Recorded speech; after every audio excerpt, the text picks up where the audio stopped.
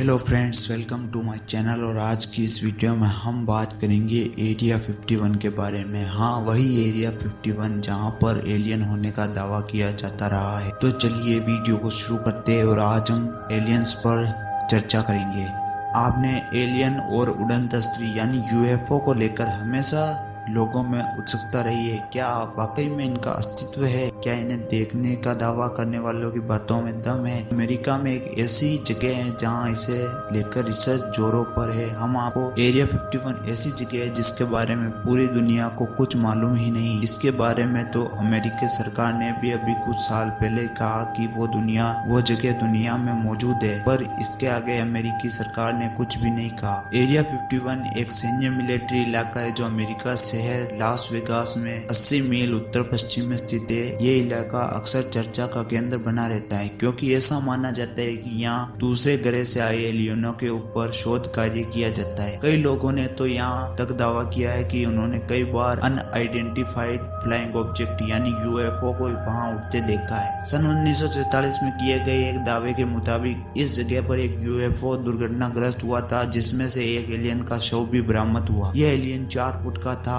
और अनगढ़ मानव जैसा दिख रहा था। कहा जाता है कि एरिया 51 के किसी हिस्से में अब भी उस पर शोध कार्य चल रहा है। इस जगह के बारे में इतनी गोपनीयता बरती गई है कि अमेरिकी सरकार के किसी नक्शे तक में इसकी कोई जानकारी नहीं है। और काफी साल पहले जब एक नक्शे में इसे दिखाया गया था तो तुरंत उस नक्शे को बदलकर दूसरा नक्शा लाया गया, क्योंकि अमेरिकी सरकार कभी नहीं चाहती थी कि एरिया 51 के बारे में किसी को पता चले। कुछ लोगों का दावा है कि नासा के वैज्ञानिक भी यहाँ काम करते हैं। वो लगातार एलियन से संपर्क साधने की कोशिश कर रहे हैं, उनके विमानों पर शोध कर रहे हैं और एलियन का दिमाग पढ़ने की कोशिश कर रहे हैं। एरिया 51 एक ऐसा स्थान है जो जहाँ आम आदमियों के जाने पर पूरी तरह से प्रतिबंधित है। इस इलाके के चारों ओर बाड़ लगाया गया है जिससे कि कोई जानवर और इंसान गलती से या धोखे से अंदर नहीं घुस सके। बाड़े के चारों ओर अत्याधुनिक हथियारों से लैस सुरक्षा कर्मी घूमते हैं। इस जगह पर ब्रूम नाम की एक झील है जिसके बारे में गूगल मैप तक पर भी जानकारी नहीं है। इस झील से सटा हुआ एक रनवे बना हुआ है। यहाँ ही नहीं, यहाँ कुल 7 रनवे है जिनसे खुफिया विमान उड़ान भरते हैं। खबरों के मुताबिक 1950 के शुरुआती दौर में कुछ उड़न तस्त्रियों को अमेरिका आसमान में उड़ते हुए पाया गया, जिसके बाद इसके लिए एक